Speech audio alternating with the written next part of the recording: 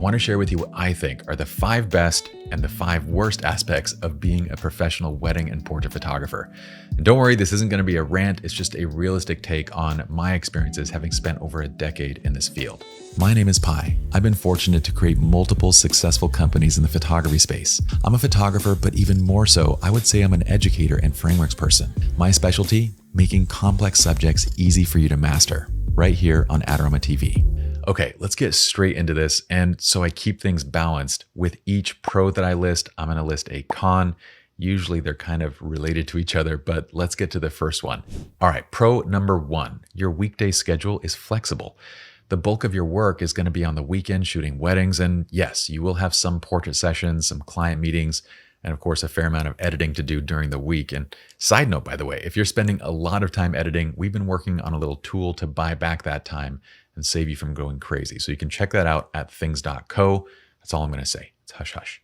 But by and large, during the weekdays, you have the freedom to design your schedule as you see fit. This offers a lot of flexibility. If you have children or a family that you support and you want to spend time with them during weekdays, it's fantastic. This was also one of the biggest reasons that we got into this field, because we wanted to be able to generate a full-time income on the weekends while being able to work on other business ventures Monday through Friday. This brings me to the first con. Your weekends are gone. Yeah, it's awesome having a flexible schedule during the weekdays, but on the flip side, well, you realize that weekends have to be left open and available for bookings. This is especially the case when you're early into your career and you're not yet commanding a premium rate yet, because the opportunity cost of giving up a wedding is just too much. And this is just information I'm not intending to boast, but as a well-established wedding photographer, today, my wedding package minimum is $20,000. But I'm over 10 years into this, and it took me around 5 years just to break that 10K mark. Once you get there, of course, you can back off on the number of weddings that you shoot. You can shoot 10 to 20 weddings a year, and you can make great money doing it. But when you're starting out, you might only be able to charge $1,000 or $1,500 per event. For the first few years, this is going to be a hustle, and it's going to be a weekend grind that's going to take most of that weekend time away from your personal life. Once you're established, just keep in mind that 10 to 20 weddings a year is still a lot of time away from your friends and family. Okay, pro number 2, you can make great money. Like I said earlier, as an established wedding photographer, you can make great money to essentially what equates to basically traveling and photographing people having parties. Yes, and I still pinch myself that this is the way that I make a fantastic income doing what I love. But this is the place where I want to be realistic with you, because all too often we just talk about that end game of what it's like to make this much money. We don't talk about what it took to get there. This is going to take time. An established wedding photographer with a well-known brand, yes, can easily charge above $10,000 per wedding event, but it can take you 5 to 10 plus years getting there. So in your early years, you should expect to make just enough to cover basic expenses. You have to shoot 30 weddings at $1,500, by the way, just to net $45,000 in revenue. And that's before you've subtracted any of your expenses. But again, with each shoot, you raise your price a little bit as you grow in your experience and the quality of service you're providing. You stick it out and you will make great money. But con number 2 that ties to this is that your income fluctuates. The other side of the pro of making good money is that it's either feast or famine. And let's be honest, again, during those first few years, it's going to be mostly famine. Prepare yourself to live frugally so that you can make it to the other side of this. But once you're on that other side, you have to keep in mind that you're not booking $10,000 weddings every single day, right? High-end wedding photographers are going to typically book around 10 to 20 events a year. Now, on a yearly basis, they're making great money, but the money comes in spurts. Some months you might pull in $40,000 in bookings, the next month, zero. On average, you are making great money, but because it's either feast or famine, you have to live with a budget. This is where a lot of wedding photographers get in trouble because they spend money as it comes in rather than budgeting the money they're receiving for the periods of time where they're not booking. Don't make that mistake. Okay, pro number 3, work is meaningful and enjoyable. Regardless of what niche of photography that you choose, you're put in a position where you can create work that's creative and meaningful. Now, to be honest, I've tried it all. I've tried automotive photography, I've directed commercials, I've done a little bit of fashion work, I've tried a little bit of everything. I chose weddings though, because that's what ties into what's meaningful for me. For me, family and the people that I surround myself is everything. As a wedding photographer, I get to make incredible artwork of my clients' just amazing moments in their lives. I'm able to exercise my creative muscles in creating art, but it's art that's meaningful to my clients and what I value most in life. But on the other side of this meaning and creativity is con number 3, which is that you're running a business. If you got into photography as a hobby and passion, you have to understand that this is completely different when compared to running a business.